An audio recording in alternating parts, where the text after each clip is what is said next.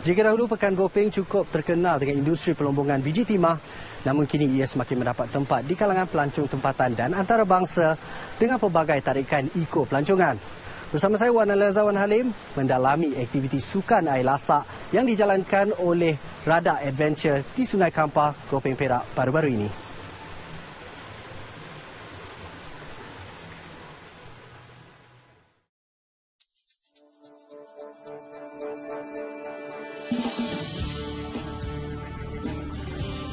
Sama seperti pekan kecil lain di Malaysia, Pekan Gopeng juga kelihatan tenang dan aman, berbeza dengan kehidupan di bandar-bandar besar.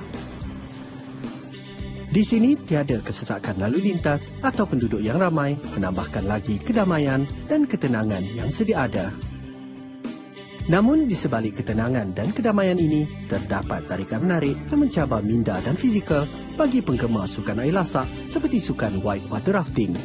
Salah satu syarikat yang mengendalikan sukan air lasak di Sungai Kampar, Gopeng Perak ini ialah Rada Adventure. Untuk setiap jenis aktiviti yang kita sediakan di sini, merangkumi 8 jenis aktiviti, dan antara aktiviti utama di sini adalah white water rafting, dan aktiviti-aktiviti lain adalah seperti waterfall abseiling, river kayaking, river tubing. Jadi kita bina 3 hingga 5 biji dormitories berkonsepkan chalet, tapi kita guna recycle material. Sekali tentang safety. Kita akan Okey, baiklah, seperti biasa sebelum memulakan aktiviti, apa yang paling penting ialah kita memakai alat keselamatan seperti topi dan vest keselamatan ini, dan yang paling penting sekali kita kena dengar taklimat keselamatan ini bagi mengelakkan dari sebarang kejadian yang tidak diingini dari berlaku semasa melakukan aktiviti. normal dekat Sungai Kampar ni bila kita rafting. Taklimat keselamatan penting kerana sukan white water rafting ini merupakan antara 10 sukan paling berbahaya di dunia. Dengan adanya taklimat ini, para peserta boleh mengurangkan peratus kecederaan ketika melakukan aktiviti. Usai taklimat keselamatan, kami bersedia memulakan aktiviti berakit. Perasaan gemetar telah diganti dengan perasaan teruja kerana ini kali pertama kami mencuba aktiviti ini. Untuk rekod, Sungai Kampar mempunyai tahap kesukaran di antara tahap 1 hingga tahap 3 sesuai bagi mereka yang baru ingin mencuba sukan air lasak ini. Di sini terdapat 2 jeram utama yang amat mencabar selain dari berpuluh jeram kecil lain yang turut mempunyai cabarannya yang tersendiri. Walaupun arus deras dan bunyi unggas rimba, namun setiap anggota pasukan perlu mendengar arahan marshal atau petugas bagi mengharungi setiap jeram dengan selamat. Namun, para peserta tidak perlu risau kerana kesemua petugas atau marshal adalah terlatih dan telah mengikuti kursus Swiftwater Rescue Technician Unit 1 oleh Rescue 3 International, sebuah badan keselamatan antarabangsa berkaitan menyelamat di dalam air. Sesekali timbul juga rasa takut apabila melihat arus deras yang mengalir ganas di setiap laluan. Apatah lagi apabila melihat rakit menghala ke batu-batu besar yang berselerak di dalam sungai. Namun, setelah melepasi setiap jeram, perasaan yakin semakin bertambah. Menurut marshal kami, Encik Hafiz, waktu terbaik untuk melakukan aktiviti white water rafting di Sungai Kampar, Gopeng ialah pada bulan 10, 11, 12 dan bulan 1 ataupun ketika musim hujan. Ini kerana pada musim ini, paras air akan meningkat dan laluan akan menjadi lebih mencabar. Mengikut pemerhatian kami, selain dari kerjasama semua ahli pasukan, orang yang paling penting ialah marshal yang duduk di belakang sebagai jurumudi. Beliau adalah orang yang bertanggungjawab memastikan rakit tidak terbalik selain memastikan rakit melalui laluan yang diingini.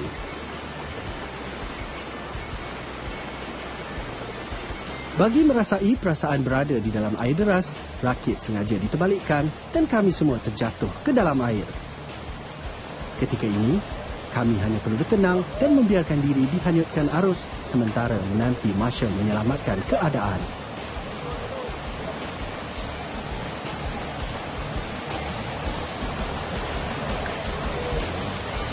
Setelah berakit hampir 2 jam dan melalui laluan sejauh 7 km, akhirnya kami tiba di base camp Rada Adventure.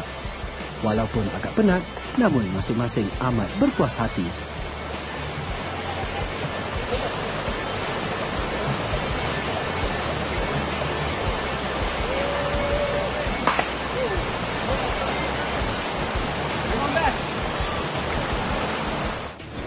belakang, pindah ke belakang.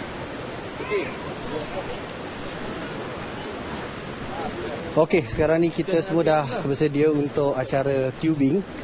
Yang paling penting sekali, tube ini akan diikat kepada jaket keselamatan kita. Jadi kalaulah kata kita terbalik pun, tube ini masih lagi dekat dengan kita lah. Jadi tak adalah hanyut terus. Aktiviti tubing ini nampak mudah, namun ia memerlukan imbangan badan yang baik agar tidak terjatuh dari tiub tayar yang diberikan. Di peringkat awal, saya tidak bernasib baik kerana pada percubaan pertama melakukan aktiviti tubing, saya telah terjatuh akibat dipukul arus deras. Namun, ilmu yang diperolehi ketika taklimat keselamatan membuatkan saya tahu apa yang perlu dilakukan jika terjatuh dari tiub tayar.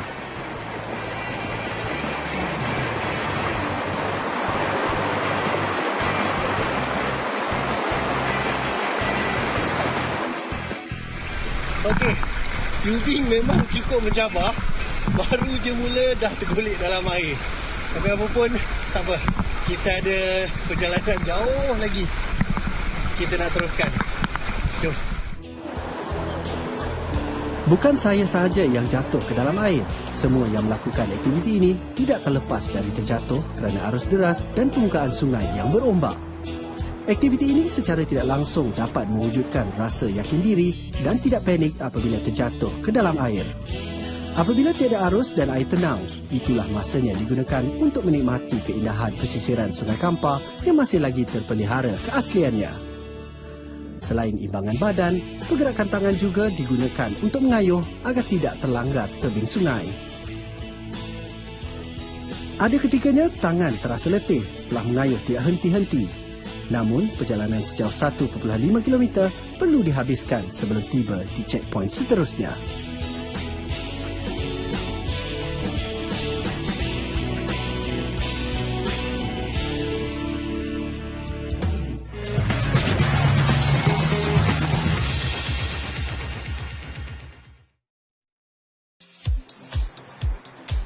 Aktiviti seterusnya ialah aktiviti berkayak. Kayak yang digunakan agak berbeza dan lebih ringan dari kayak biasa. Namun, imbangan badan penting bagi memastikan peserta tidak terjatuh di dalam air. Sebelum aktiviti dimulakan, kami diberikan peluang untuk mencuba kayak ini.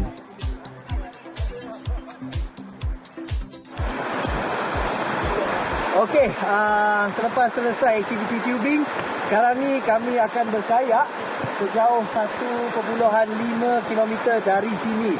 Dengan keadaan air yang semakin meningkat, jadi cabarannya pasti hebat. Jadi kita tengok nanti macam mana.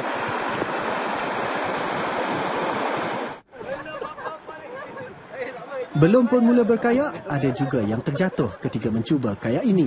Namun, bak kata orang, alah bisa tegal biasa. Kayak jenis ringan ini sesuai digunakan untuk sungai yang mempunyai laluan berarus. Ini kerana ia mudah untuk diimbangi dan dikemudi untuk melepasi halangan batu-batuan yang terdapat di sepanjang laluan ini. Kali ini kami akan berkayak sejauh 1.5 km dan melalui beberapa laluan berliku di sepanjang sungai. Keindahan persekitaran Sungai Kampar memangnya tidak dapat dinafikan lagi. Kedudukannya yang dikelilingi dengan pelbagai bentuk muka bumi seperti gunung batu kapur, hutan simpan dengan pelbagai spesies flora dan fauna menjadikan ianya begitu tenang dan indah, ditambah dengan bunyian unggas rimba seolah-olah seperti orkestra yang menyambut kedatangan pengunjung. Sedikit info mengenai Radar Adventure. Bermula dari tahun 2007, Radar Adventure memberi fokus kepada perkhidmatan aktiviti lasak yang terbaik bagi memenuhi kepuasan pelanggan. Perkhidmatan yang diberikan secara profesional dengan mengambil kira tahap keselamatan pelanggan dari semua segi sepanjang aktiviti berlangsung berdasarkan dari kemampuan pelanggan itu sendiri merupakan antara resepi Radar Adventure sering menjadi pilihan penggemar aktiviti lasak dari dalam dan luar negara. Selain itu, Radar Adventure juga turut mempromosikan eko-pelancongan berdasarkan dari keindahan alam semula jadi yang terdapat di sekitar kawasan Sungai Kampar. Hasil gabungan elemen eko-pelancongan dan aktiviti lasak ini, ia secara tidak langsung dapat mempromosikan Malaysia sebagai destinasi terbaik yang turut mempunyai elemen sukan air lasak di mata pelancong dunia.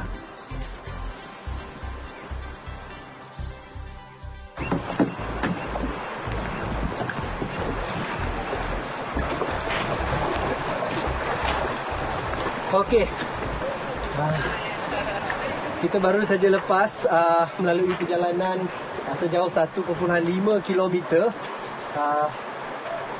Jujur cakap sebenarnya memang saya tak pernah berkayak, tapi bila dah diajar sikit daripada jurulatih, ada keyakinan sedikit.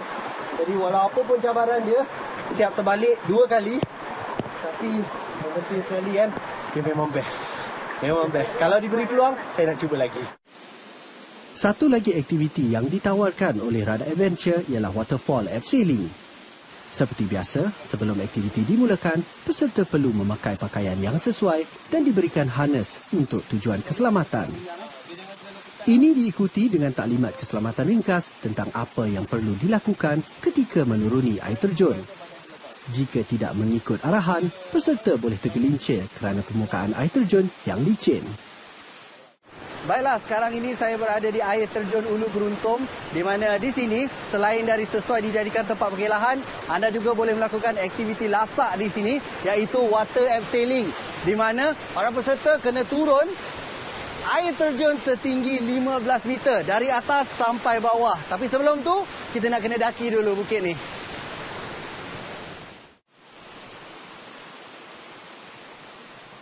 Dengan melalui denai sambil memegang tali keselamatan, peserta perlu memanjat bukit berdekatan untuk sampai ke puncak air terjun. Dari bawah kelihatan seperti biasa, namun apabila berada di atas, segalanya nampak begitu tinggi. Setelah diyakinkan, barulah kami memulakan aktiviti. Aktiviti ini memerlukan koordinasi tangan dan kaki yang baik. Cara pegangan tali dan kedudukan kaki penting bagi memastikan peserta sentiasa dalam keadaan selamat dan kukuh berdiri di laluan air. Posisi badan juga perlu dititik beratkan agar sentiasa dalam keadaan seimbang. Selain itu, kedudukan kepala juga penting dengan tidak mendongak sentiasa ke atas agar percikan air tidak masuk ke dalam mata. Selain dari marshal di atas, terdapat juga seorang marshal menunggu di bawah untuk tujuan keselamatan. Setelah beberapa tapak melangkah, baru timbul perasaan semangat untuk turun. Selangkah demi selangkah, akhirnya berjaya juga sampai ke bawah. Bagi orang yang gayat seperti saya, ini merupakan satu kejayaan yang amat dibanggakan. Perasaan teruja telah membuatkan kami terasa ingin mengulangi lagi aktiviti ini berulang kali.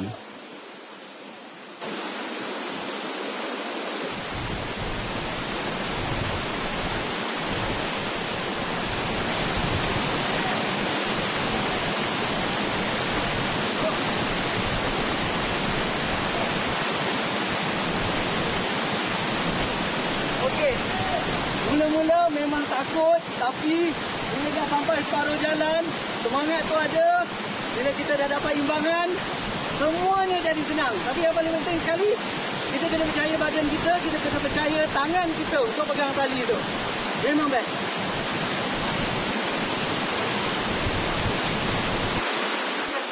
Apa yang penting ialah kepuasan yang dirasai apabila berjaya menuruni air terjun yang curam setinggi 15 meter sambil dilimpahi percikan air tidak henti dari atas hingga ke bawah.